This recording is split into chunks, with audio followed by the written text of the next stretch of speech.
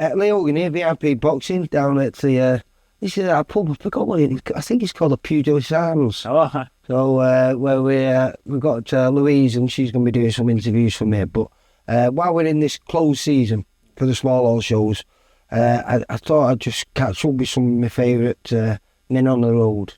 And, Willie, you've got to admit, I think you were promoter's dreams, and also you were the one that all the other road warriors used to look up to. You, the road warrior. yeah, and I find that, and I find that some of them, you know, they enjoy me being on the shows because sometimes they'd ask me questions about how I do it on different tips, and I can never give the best tips because, you know, it is what it is in the ring type of thing. But yeah, I kind of consider myself a good help to sort of other promoters. But I do you know, I also got this wrong. I always thought it was 200 fights. I filmed your last fight. It was up in Scotland at the Anglo Sporting Club, I think it was, wasn't it? Yeah. And you beat a kid, his name Gale. Ryan Gal. And that ended up being your last fight. And I thought it was your 200 fight, but it wasn't. It was 201, wasn't it? Yeah, so what it was, you know, I suppose towards the end of my boxing career, well, you know, you kind of know yourself that, and you kind of say it's what I did. Anyway, I set myself a limit. I'm going to do 200. And my 200 fight was close to when my license was due to expire. And I thought, should I take it? Yeah, I took it. And I suppose in my view, I just wanted to help somebody out, a coach I knew. So I did that to that fight and helped him out. And then the Ryan Gal one, I got offered it, I think, 3 or 4 days before my license expired. And it was the day before my license expired, I boxed. Joe messaged me, he said, you know, I'm boxing. I had a look and I said, yeah, I'll beat him. I'll have my last win. I truly just one win, so that's where it came from. So you went up there with intentions to win on that one. Did you know there and then that was going to be your last fight as well? Yeah, I knew, because obviously my license was due to expire the day after, so I thought I went up there winning. How old were you then? I was 32. Well, it was fairly young for a man on the road, though, you know. Yeah, but I made the decision. I thought, you know, career-wise, I needed something career-wise. And Joe Pennington, manager, always said, you need something to fall back on. That's why I had a job behind me. But I thought, well, I don't want to be forever doing the rest of my life with you know, I'm not putting it down, but I wanted something with backing, something, a proper career where I can put something in. I started getting to health and safety, and that's where I thought, doing these courses, it was difficult to do. And I had a young lad at the time, he only just been born, difficult juggling that with a job, with boxing, and training and learning a new career type of thing. So we've started at the end, but let's go right back to the beginning. How did you get into boxing? So I was at school.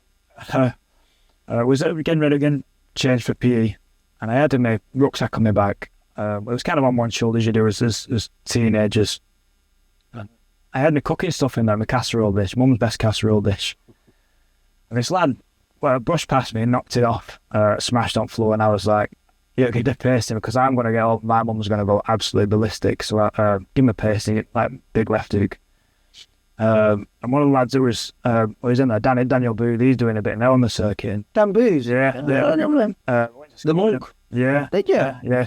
He was a good amateur boxer himself. He was, wasn't yeah. He had a really good amateur career. And he said to me, you got a good left hook, why don't you come train at Henry's?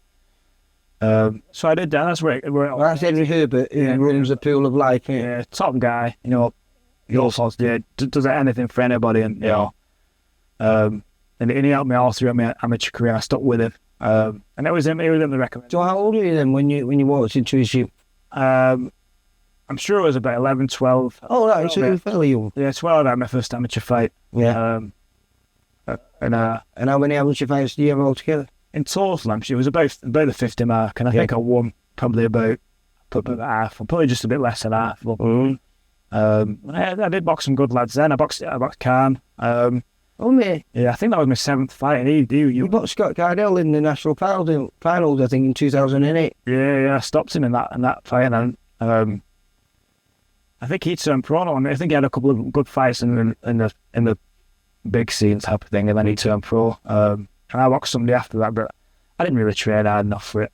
And I kind of knew it was coming, but and it was Henry then that said, you know, you boxed a few times, you boxed quite a few times amateur, you've been up and down the road, you know, why don't you go and do it in the pro ranks, get a name for yourself, and he recommended me to Joe. He said he'll look after you and that, and which is. When we say Joe, we mean Joe Pennington from Northside, wasn't it? Yeah. And I was just saying to you before, Northside, that period, it was you turned over in 2009, wasn't it?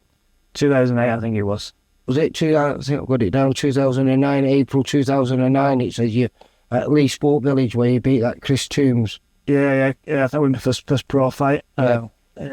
So when you did that, but Joe not only was renowned for running, certainly in the last few years, for taking some of the best men on the road. You know, with Quinny, yourself, Kurt Skigano. There was loads of people that he was the away corner from lots of shows. But he had a phenomenal amateur setup there, where I think in that period they must have 10 or 12 national champions in the space of a couple of years. It was regular as an amateur. You know, when you box on these other cards, if you box someone from Northside, you know you're in for a tough fight. Yeah. Like you say, I had a lot of good amateurs. And I found that when I went there training, and he had a few good pros as well. Like Craig Watson, I was 69. Yeah, Commonwealth champion. I sparred him a few times. And I used to go home more bruised from sparring Craig than I did when I was fighting. So he used to come home with like a couple of marbles and that. I sparred a couple of good lads there as well. So Did you do much? This is why I got onto you. Was talking to Christian Lake, and I was asking him if he did much training outside of it, but he was fighting every week. Yeah. Did you have to do much training outside of your fighting? Well, you were pretty busy towards the end as well. Yeah, when I was fighting regularly, I suppose a bit less. I suppose towards the end, I think it's after, you know, when I was getting 170 fights, I wasn't training. I was either training because I was boxing week in, week out. Joe always made sure I was in shape. And if I wasn't, you know, you get a good telling off. Yeah. And that's where he was good. He was on it. You know, and I tried to keep myself as fit as I could. I wouldn't say I specifically lived the life out of the boxing gym, but I never went over the top. Yeah. And I've seen some boxers that, you know. So there wasn't too many highs or lows. It was a nice, steady ride all the way through. Because, like I say, 201 fights. I think you had 27 wins, 164 losses, and 10 draws. And the thing where we judge these journeymen, I always say, don't judge them on the amount of losses, but the amount of times they don't hear the final bell. Yeah. And you were special because, again, only 3 times in 203 fights. 201 fights that you didn't hear the final bell. And I think you got stopped a couple of times early on, one of them for the Central Area title against Chris Johnson, who was a good kid. And then there was the first time was Steve Wolford, was it? Scott Wolford. London, yeah. Yeah. But then it was 171 fights before you suffered your next one was against Eckerman. So, you know, not bad that, is it? No. And I think, you know, going through, there was probably times where sometimes the ref would like, come on, throw some punching. I was just on my back foot type of thing, but I never felt like I was in danger in a lot of the fights. I mean, even the ones I got stopped in, so that Scott Wolford won. But that was only, was it a 6 or 7 fight, that? Yeah, I think it was my first 6-3s. I went down to London. I tried doing the food, like, the weeks before, tried eating right, mustn't have done it right, sat my energy, and I wasn't particularly getting hurt. I was just taking shots. I was getting it on the arms, and the ref just like, that's enough. You know, you're not throwing back, so stopped it. And the second one was Phil Fury. That was a cut, which went to points. With technical decision, was it? Yeah, I thought it was a bit unfortunate because of, you know, I was enjoying the fight. I was in there. It was a little bit rough, so.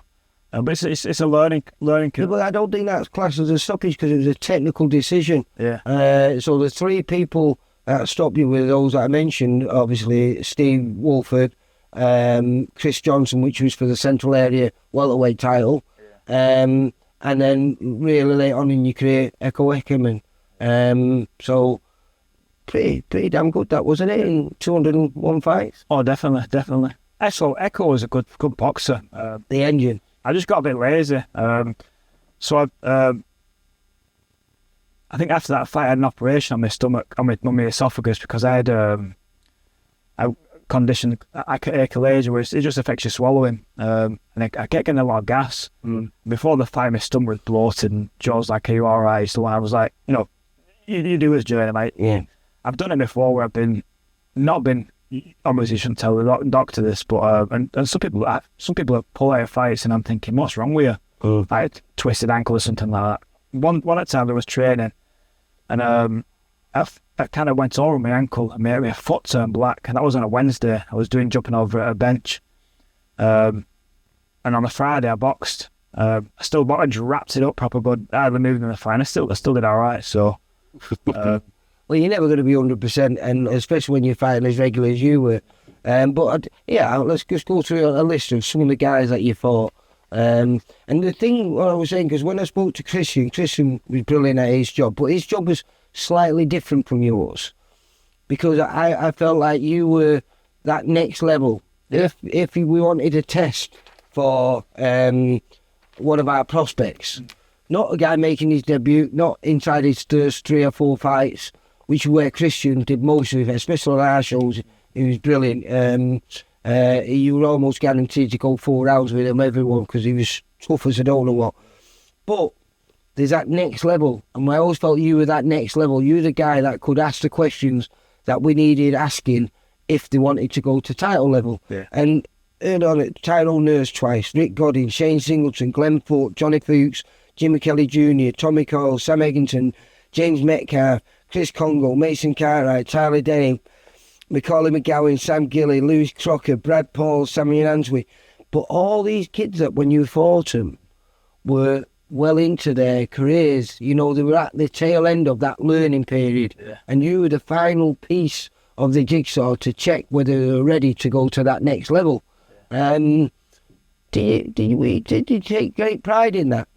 I did, yeah. And I think one thing that made me smile is that, obviously see reports, and I can't remember which boxing reporter, you read them in Boxing News, and one mentioned Will Warburton is a gatekeeper of British title 11. I thought it was quite nice, really. I think that's true as well. Yeah, and some of them, they didn't go on to do better things, and I don't think many of them went on British title, but most of those guys they just mentioned there fought for titles that were at that level, or equivalent to that level, if you know, international titles, British titles, Commonwealth titles, some European champions on there. Jay Metcalf, actually, we said, I'm sure Jay won a world title, same with Sam Eggington. So, these were all, but you weren't getting them in 1, 2 or 3 fights. There were 10 fights into the career where you were that, like I said, that final piece of the jigsaw to test whether they were good enough. You also, you did some, I don't know why it happened, because you were happy, you knew what your job was. You knew your job was to test them and not necessarily win. But every now and then, I could see a different you. And it was like, oh, what's happening here? What's got you angry? Because you've turned over quite a few times on our show. I remember a kid called Connor Seymour. You beat Connor. I think Connor was 7-0-2. You took his old. A kid called Lloyd Campbell. You took his own. And then there was other kids that we was expecting to big names. Yeah. A kid called Aaron Morgan, a Welsh lad. Yeah. I don't know if you remember him. Yeah, I knew. He was a bit of a big puncher. I think he just lost to Joe Pickford, which is no disgrace. Joe was a good kid. Looking back to get back to winning ways, but he met you again and you stopped him, I think, didn't you? Yeah, I did, yeah. And, I'm not being thingy. He was good, and I think, if I entered him cause sometimes it takes a punch. And that's what it was. Hit him with a punch and I thought he's going and I went for him. And it was never any intention of just, I'm going to go and paste him. And sometimes we're going through the gears. And if I saw him where I'm thinking he's having it, that kind of switch happened and just kind of took it then. So there was a few like that. There was some about. What about the Jason Wellborn? Because I think probably your biggest win? Because I think at the end of that fight, you were sort of elevated to top 15 in the country in the welterweights, or was it welterweight when you fought him? Yeah. Yeah, I think you moved up to like middleweight after that, didn't you? Yeah. Chris Higgs, another good fighter.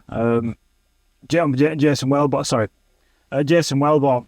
So that what did it for me with that one is I didn't really know much about him. I look at his record and I never really did a lot of research on some of the boxers. But his music came on, and it was Feeding to Lions, and he came in with his entourage, and usually it was just me and my coach, and it's rare I had there was two people in my from my team. Big entourage behind about 4 or 5 guys, and I thought, his music came in, Feeding to Lions, he walked in and it felt like he was doing it as if it was a British title fight, and I found him easy to pick off and easy to catch, and I just went through the gears, and it wasn't, and there wasn't any malice, but I just thought he's kind of having it today. So. Well, I watched it back yesterday. I watched it, and we could see straight from the beginning you was up for it, and you were throwing like combinations of 3, 4, 5, 6 punch combinations with him. Yeah. You were very, very busy, and he seems to be looking for that big shot to come in on you. And while he was looking for it, you were just popping him, and it was. I found his style didn't really work well with how I boxed, because I felt like I could anticipate when his shots were coming, and sometimes it was that jab, and you could see. I don't know. You get experience through boxing and boxing different people. And some people you can see when they get ready to throw a punch, and I suppose that was his downfall about boxing me, and you read people well then. Yeah, and I think through boxing people like that through your career, that's how you find out how you deal with different boxers. And some of the prospects, they'll analyse the fighter of the boxing, and if they change a boxer towards the day of the fight, like it's a switch off, somebody's pulled out or something, that's where they struggle, because they've not got that experience that, like, compared to me, where I've boxed people like Jason. Because Jason, I think it was 3 fights later, and him challenging for the middleweight a title against Tommy Langford. Beat Tommy Langford on the split, and then fought him again on it. And then 2 fights after that, he was fighting for the world title. I think the IBO and the IBF light middleweight title. He did really well. I think it's all down to me, to be honest. You gave him a little kick up the air. Well, in fact, just after that fight, I felt really sorry, because the kid who just fought on our show a few months back, Callum Pearson. Yeah. He was your next fight. Yeah. You just beat Jason Wellborn, and you were at Middleton Arena, and we was down there, and he was making his debut. Yeah. And I think it was the wrong time to get you, because you'd just been promoted really high up in there. Yeah. And I suppose you didn't want to give that position up too soon. No. I think, like I said, sometimes you see opportunity and you take, and sometimes, like I said, my style didn't gel too well with other, and especially when they're inexperienced, they didn't know how to deal with how I box type of thing. And again, like I say, like you said, I've come off that win, and I thought I'm winning this one as well. So, well, you again, you had quite a unique style. When you're talking about people adapting, people perhaps had to adapt to you, though, didn't you? Do you think that worked in your favour a lot? Because you were like a throwback. You were like a throwback to those, those turn of the century, like the old days where they stick because your back was very straight, but you were very elusive in there. You were slippy, and you used to be able to lean out of trouble, and then you come back and you pop them and you do the uppercuts, and you were an unusual one to work out. Yeah, it was. Sometimes I think it was. I don't know whether to obviously blame the coaches, but I always thought afterwards that sometimes I was leaning back on ropes and they're trying to go for the head. I'm like, you're never going to reach me head. They'd never go to the body. I'm like, and sometimes if they'd gone to the body, I'd have probably been screwed. But I had that. I don't know. It was that turn. No, they always the shoulder roll and a bit of a turn off and spin around type of thing. So.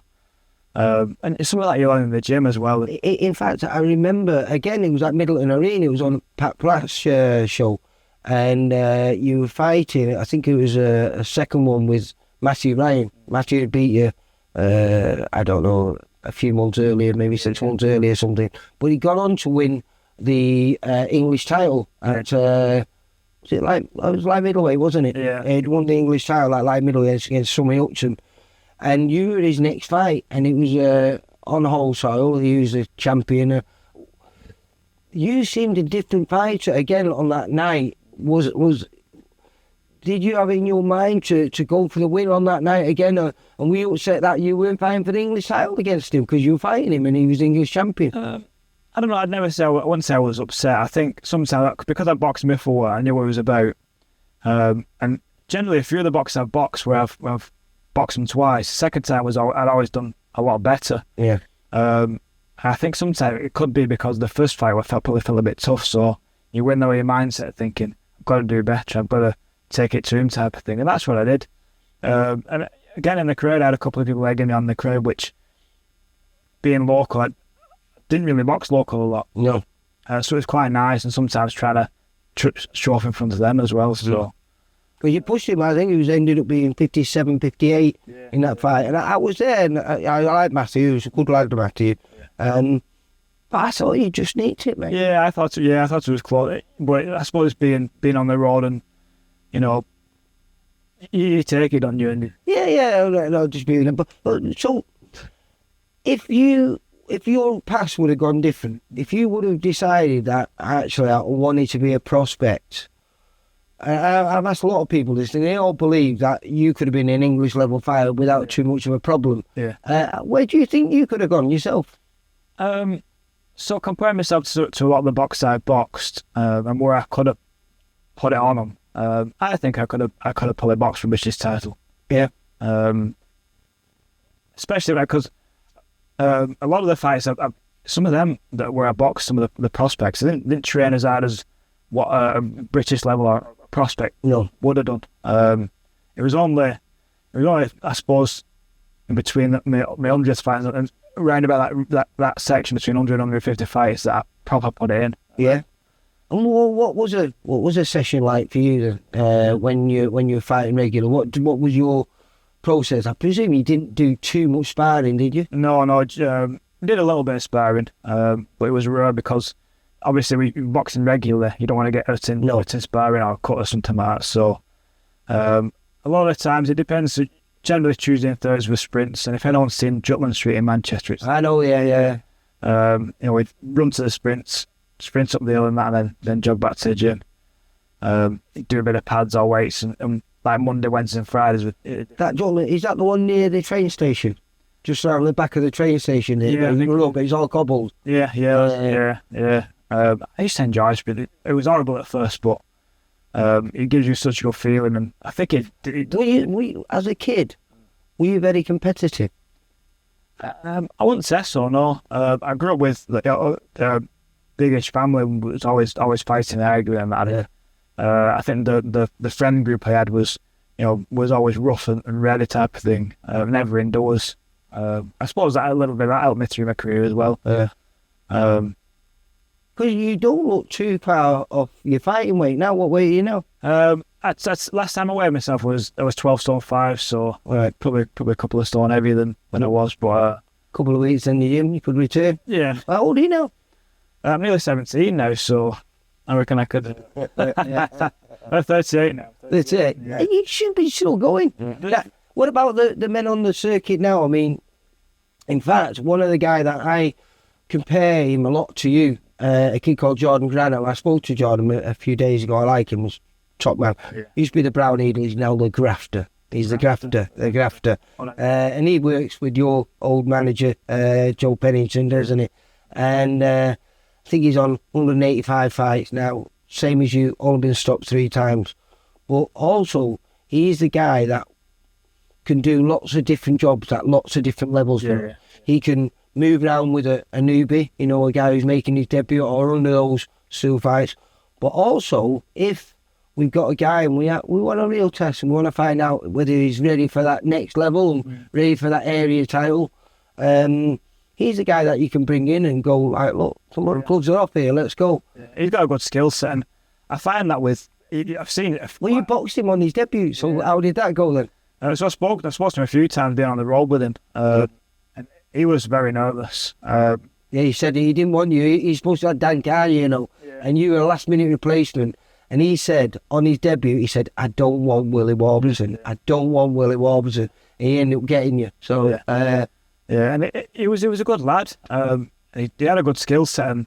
But, you know, for me, I was just boxing another lad. I suppose helping the show out type of thing as well. So, but he's doing really well, and he's like you say, he's got a good skill set. I think the problem was with a lot of boxers with good skill sets that don't have a following.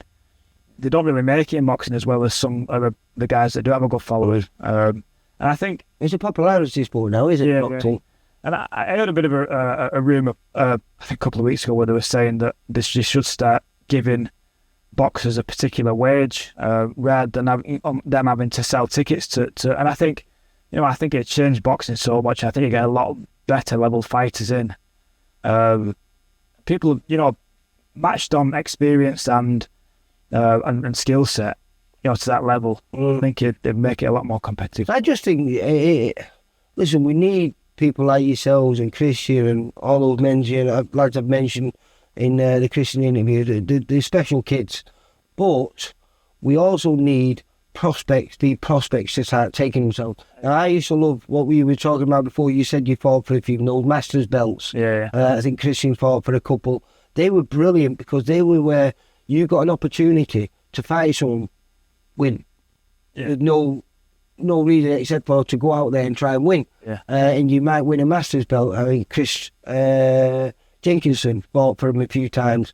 They were brilliant. They were 8-rounders or 10-rounders, and they were great little stepping stones to that next level. Yeah. But I do feel we need prospect. I do, yeah.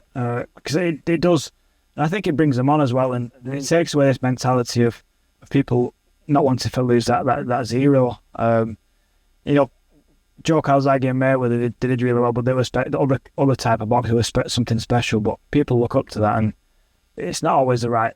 I suppose not always the right way. You've got to learn to lose as well. I think because sometimes it could happen. Who was your toughest fight? Who was the guy that hurt you the most in the toughest? I'm not sure. So obviously I boxed quite, but they were tough in different ways. I boxed Sam Egginton. He kind of through walls in. I hit him a few times. I'm like, what's going on? Nothing's happening. It's just coming for me. So I got my bike. If I knew it was a tough fight, I'd have to make myself a move. First time I boxed Chris Congo, I thought that was a tough fight. Yeah. We fought him twice, didn't you? Yeah, but the first time I boxed him, I boxed 11 weeks on a trot. Right. And that was my 11th week boxing. So you tired? Must have took its toll. The second time boxing, I found it a bit easier, but yeah, it was another tough fight. Because I think, actually, the two fights that he had with you were at that period in time when I think he was up to 10-0 or something like that. He'd stopped everyone by you. Yeah. There was a few like that where they'd had quite a few knockouts. Joe Pickford, I think he'd stopped his first two. Well, I think he stopped near enough everyone again besides you. Yeah. Lewis Crocker, he'd had six fights, 6 knockouts. Boxed me, and I thought, well, where's he getting these knockouts from? But he did stop a few after me as well, and he's on the big stage now. So, what was it that hurt you? And when you look at the record, you wouldn't think. I mean, Chris Johnson, who beat you for the Central Area title.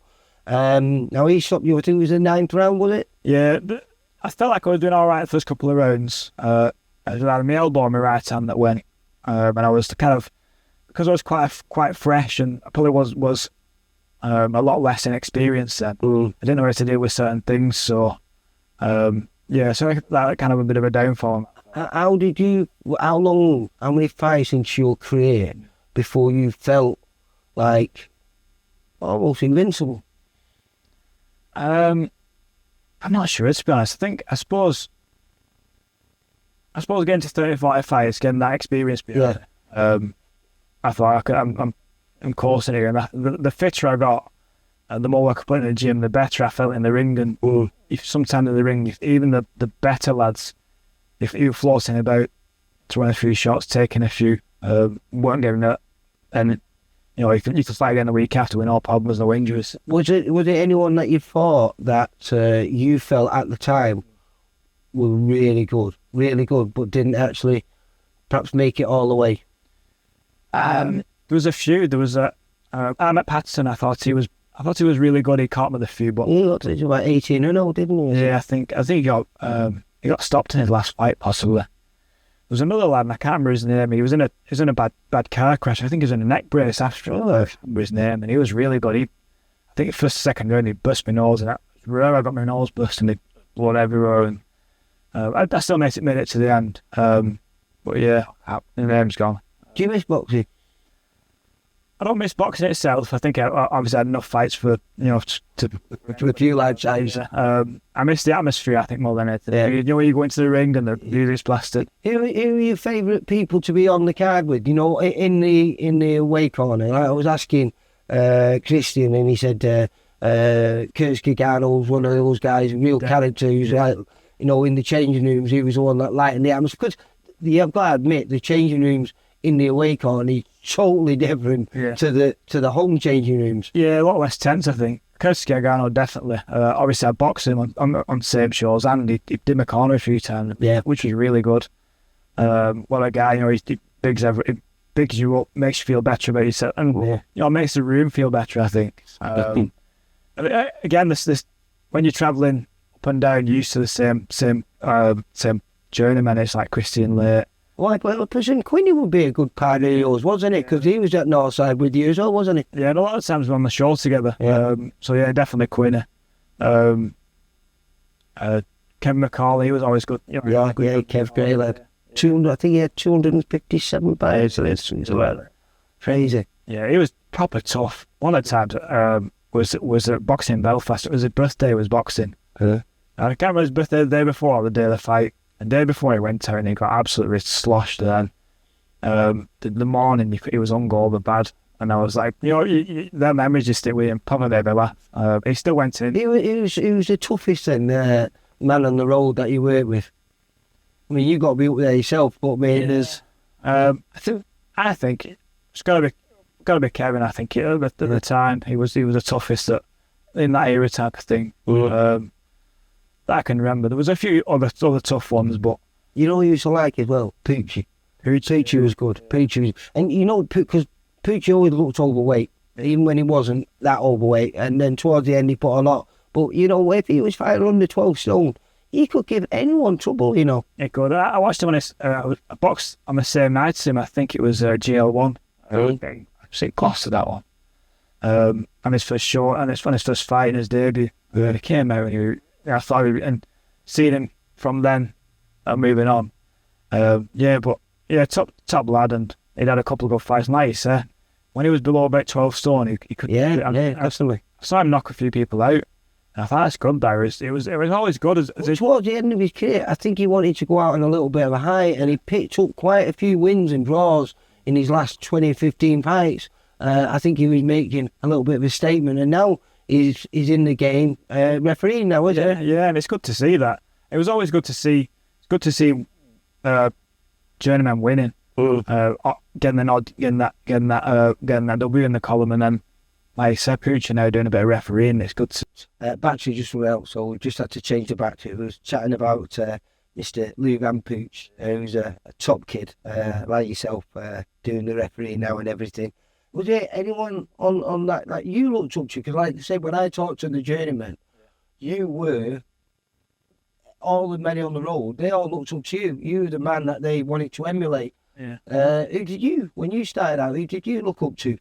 To be honest, I didn't really think of it like that. I just kind of did what I did, and whether about my mindset, I'm not sure. But I mean, I saw a few where I thought, I could do that. Christian Lee obviously had 300 fights, sorry.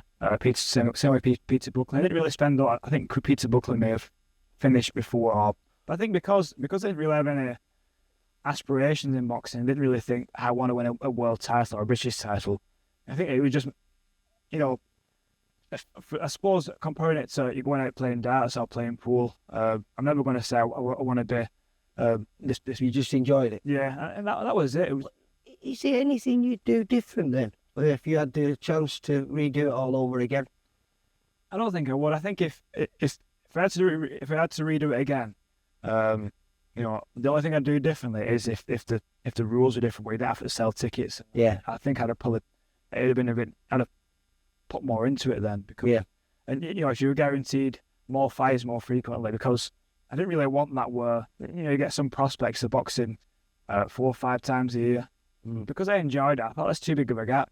So, so that's why I enjoyed doing what I did, boxing more frequently. I think it worked for me more than anything. It was fairly frequent because I think it was, 11 years from your first professional fight to your last one. And like I say, I was there on your last one. And I just seem to sense when one fight I want to go back to, because it was one I was watching on telly. I wasn't there, but I was watching on telly, and I really, you made me chuckle in it, because it was a Welsh kid, Lewis Reese. I think we touched on him before. But how did that come about? Because he was giving you a bit of a pasting in the first round, if I remember rightly. Yeah, well, And suddenly in the second round, you just spun it on the head. I don't know if you caught him in a nice little shot, but then you just put it on him to the end, and yeah. I don't think he ever fought again after that. No, I don't. I got back to the corner, and Joe said to me, "Your body's marked up. You need to move. You need to box. You need to throw some shots better." I think I was just tucking up. I went to. I'm sure it was something like an uppercut I caught him with, which I felt knocked him a little bit. And then I just put it on him, and he couldn't really gain everything after that. Shots, there was no meat in them. And I thought, I'm easy ride here, rest. But the worst thing about that one, I think the ref only gave me 1 point, but I think it was something like 59-58. I thought, apart from that first round, I won every other round. And I might have it here somewhere. Sometimes I think they just did it a bit in favour of them. But yeah, it was. I did enjoy that. Yeah, he gave it by 1 point, and I watched it, and outside of the first round, I couldn't really give the other kid anything else. No. So it was 58-57, and he had a very, very dominant first round, but he never put you over. No. So realistically, that should have been a very, very comfortable win for you. And I loved it when you turned it on and you did that, and you did it on numerous occasions against people we didn't think you'd be able to do it against. Some of the times, if it was, and Joe always said that if I'm boxing on TV, it always felt like I put it on more and put a bit of a display on. I did the same. Yeah, I boxed. I got Georgie Keane down in. It was a copper box, I think. Yeah. And it was on their show. It was next big thing, big tickets. So he sold £1,000 with a ticket, or thousands of pounds of tickets. Yeah. For this fight. He wasn't that good, and I just. Obviously, cameras in your face, you think, I want to put up a display, and I did, just turn him up. Well, there were a couple that I could go on forever and I'm going to wind it up soon, but Mano Lee. So, Mano Lee, because he boxed you back to back and you turned him over on both occasions. Yeah, Mano Lee, twice I boxed him, and I felt sorry for him the second time. So the first time, I thought I'd definitely picked it. Second time, I thought, I think I'd be lucky if I get a draw on this one. Yeah. He was a good boxer. He was quite neat, and so I had to be on my game. Well, he had 9 fights. He won 7 of them and drawn twice. And I don't think he boxed much after that. Well, yeah, no, he did actually. He did. He had a few, but a few people who didn't box after you. I think the kid we talked about before when you fought for that Masters title, Chris Higgs. I don't think he boxed after that. The Welsh champion Reese, who we just spoke about, don't think he boxed again after that. There's loads of them there, mate. Absolutely loads. It was everyone's a nightmare. Yeah, there was a few that I thought I should have got the nod. There was one that frustrates me a bit. It was George Michael Carmen or something like George Michael Carmen, I think it was. And he'd 13 wins, 1 loss, 1 draw, and I thought I'd won it. He was quite away on the rankings, and sometimes it never bothered me. If I knew I hadn't put enough effort in, but when I did put it in, I always thought that the ref could have given me that bit of an extra, a couple of points or something for at least to put that effort in. Well, we're going to finish on those facts again. As I said, 17 O's you took in the 27 victories. But also, you must have took, in your 10 draws, I think you must have took 7 O's in the 10 draws as well, like they'd never drew before. And the kid you was mentioning, you drew with him twice. Oh no, was it Chris O'Brien you drew with twice?